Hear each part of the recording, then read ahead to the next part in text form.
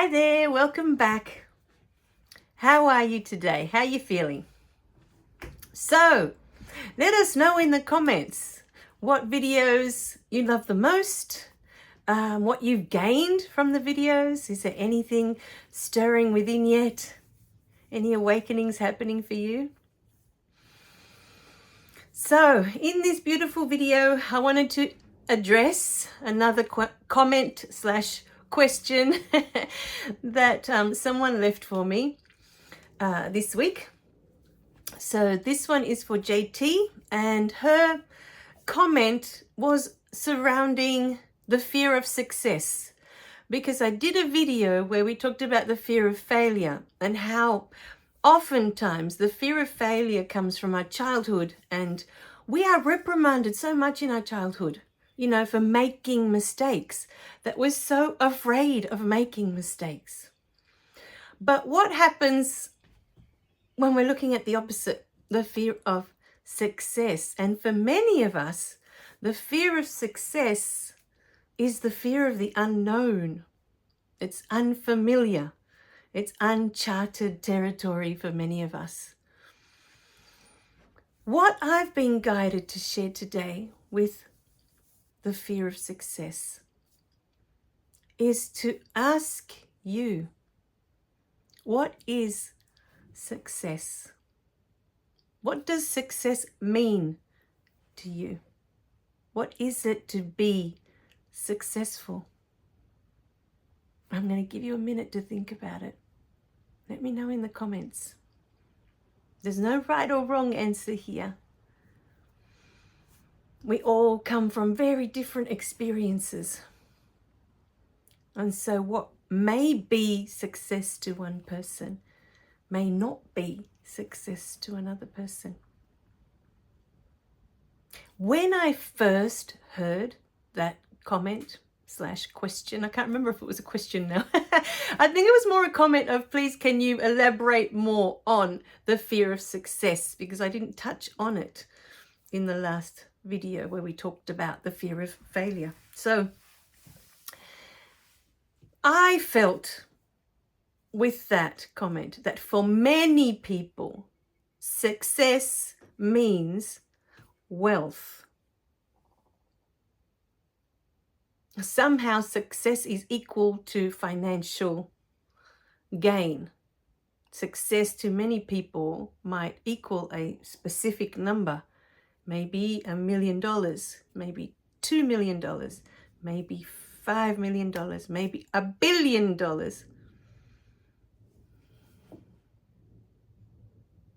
To many people, we have been conditioned to believe that success has something to do with money. But does it? Does it have anything to do with money? It all depends on how you define success.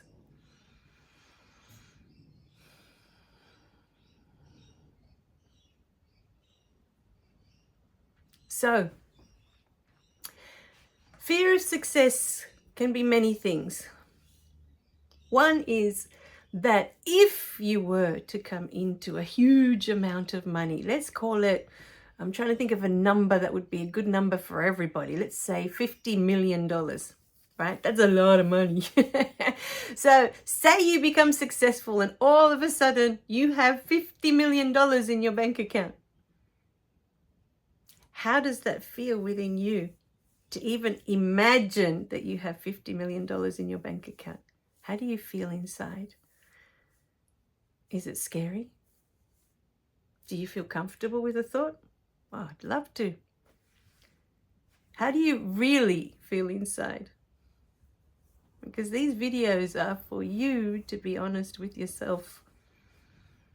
You don't need to tell me in the comments. I don't need to know what you're really, really feeling. But how does that number feel? How about if it was $1 billion in your bank account? You are so successful that whatever you've put your mind to has created $1 billion in your bank account. Now, how does that feel? Are you comfortable with that amount of money, knowing that you have that amount of money in your account.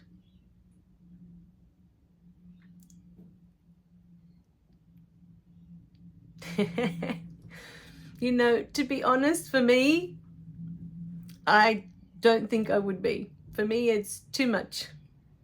It's too much money for me personally, because for me, success is not a number. It doesn't come from money. For me, success for me is being at peace in my heart, not having to worry that there's $1 million in my bank account and that I need to be doing something with it or nothing with it. It doesn't matter. It's just money. Success for me is being in touch with my beautiful higher self, understanding my path, knowing why I am here. What is the reason for my existence? For me, that is success. Knowing that I'm here for a reason and knowing my purpose. Knowing, being in touch with all of that. For me, success has nothing to do with this material world and everything to do with who we are, who we really are energetically.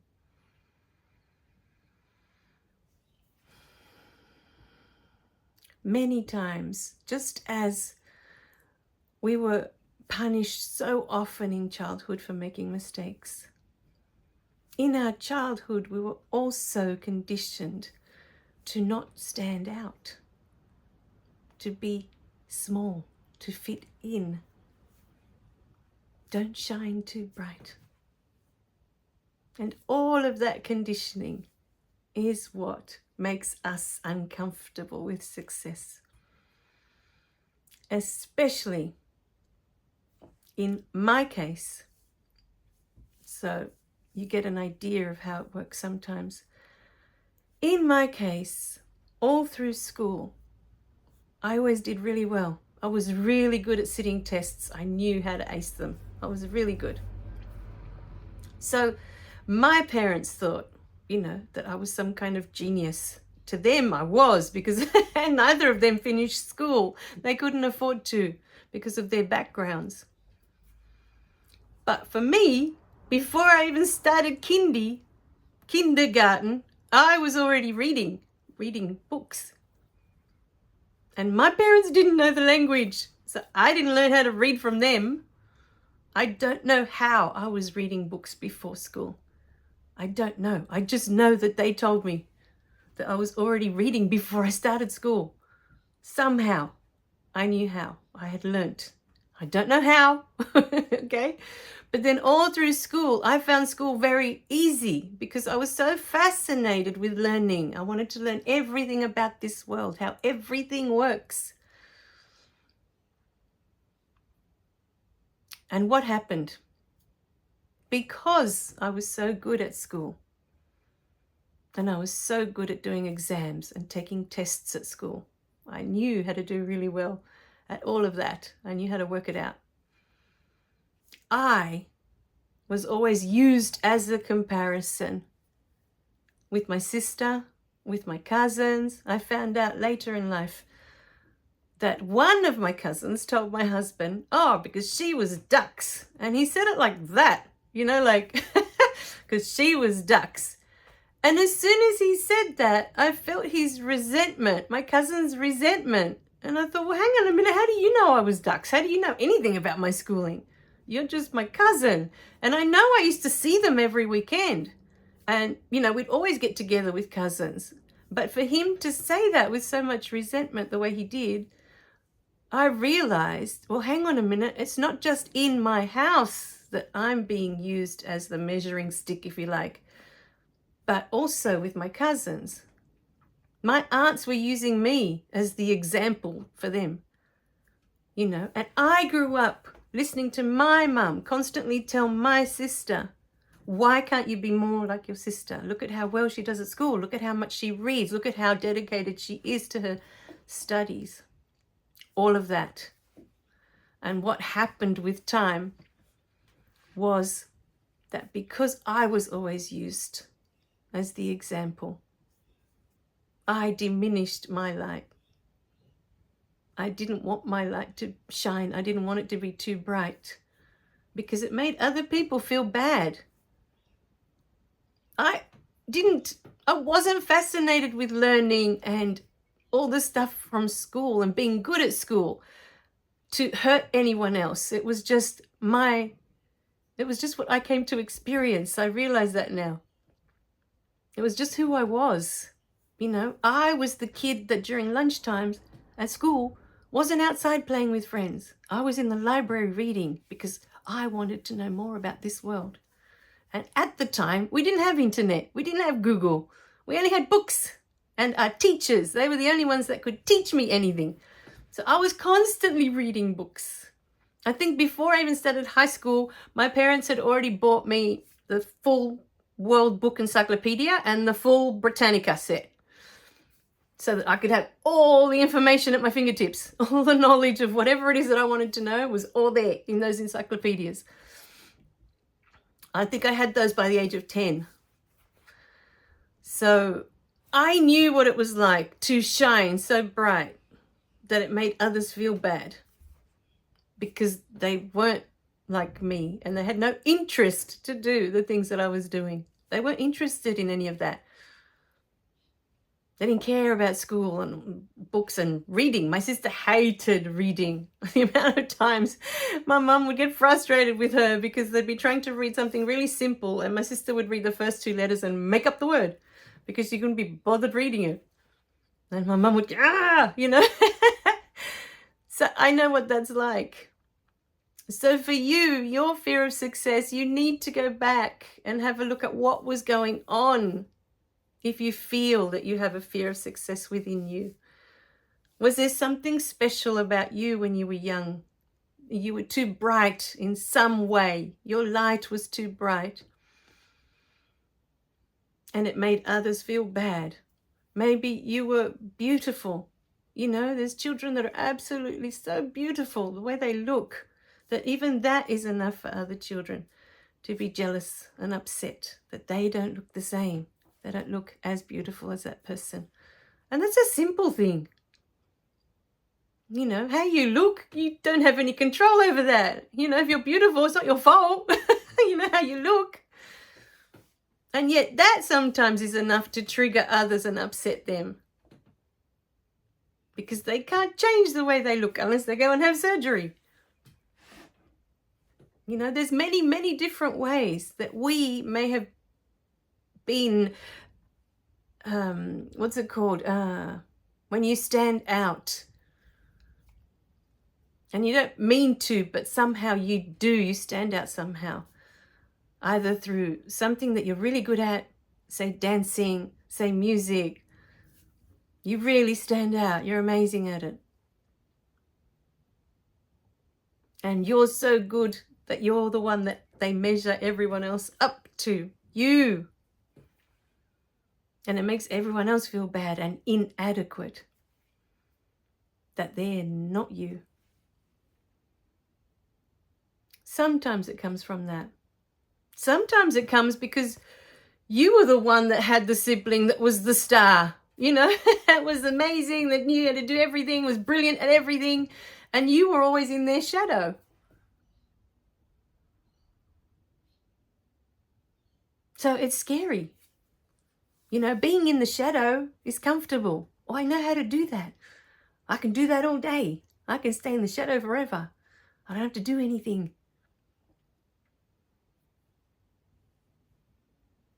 Sometimes it's just we're comfortable the way we are.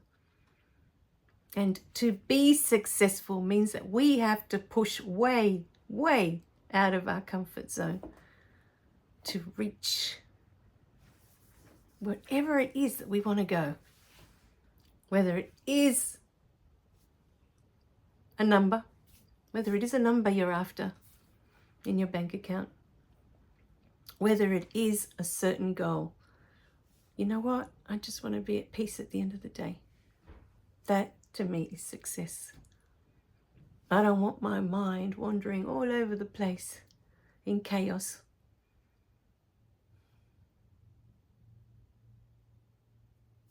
It's done enough of that in this lifetime. So, what is success to you? What does it mean?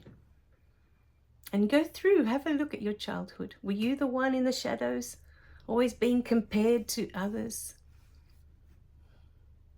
that were better than you somehow, more pretty than you somehow? There are so many ways that others are better than us. When we compare ourselves, there are so many ways that we do not measure up to others.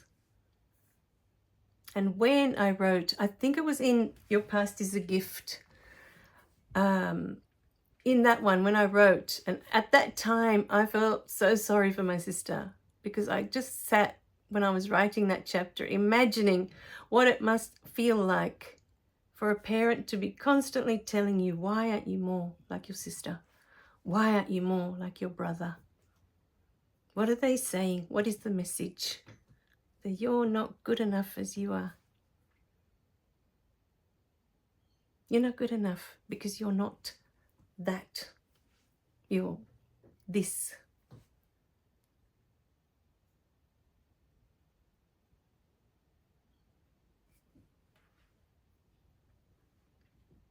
And in doing that, what happens is we're not telling that child, but you have your own gifts. You weren't meant to be that. She was meant to be that. Because no one told me to read anything. I was doing it all on my own. No one asked me to be obsessed with books. That was something that was in me already, naturally in me.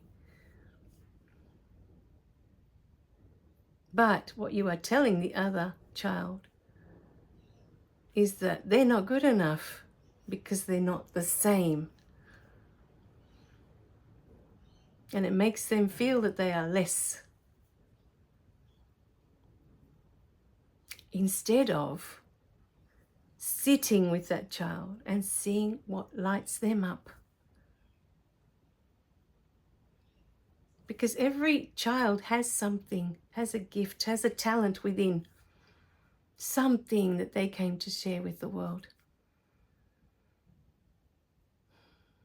To some it could be music, for others art, you know.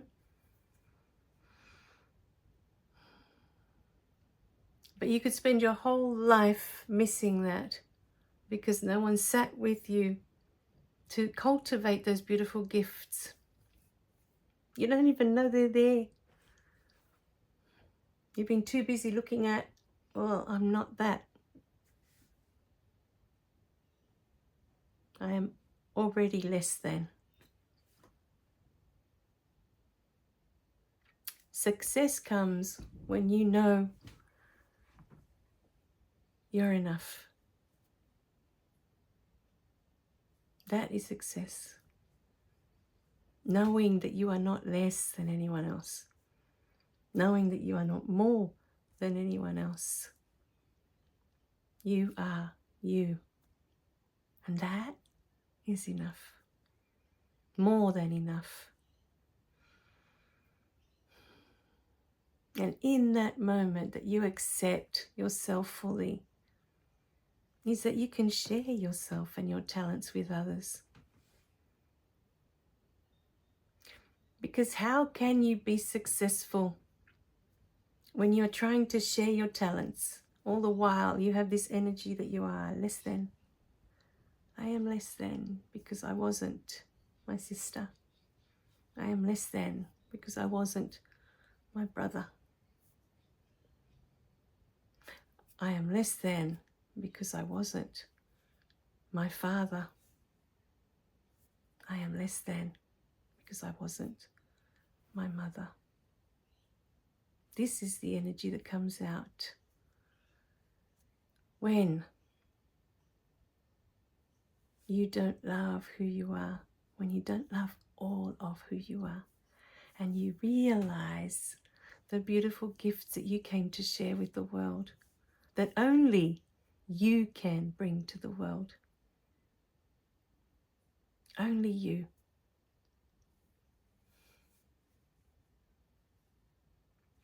And we pray that with all these beautiful videos, you can find yourself again. You can find who you truly are, not who they've told you you are, who you really are. And you can begin to share that with the world. Knowing that you are enough, just as you are. All right, my darlings. I love you dearly. Thank you for the beautiful comment, JT. Remember to click like and subscribe so you don't miss any of the messages. And if any of these beautiful videos touch your heart, share them. Share them on Facebook. Share them on your social media, that others may find these beautiful words and may help them find themselves again. All right, my beautiful beings. Hope you have an amazing day. Bye for now.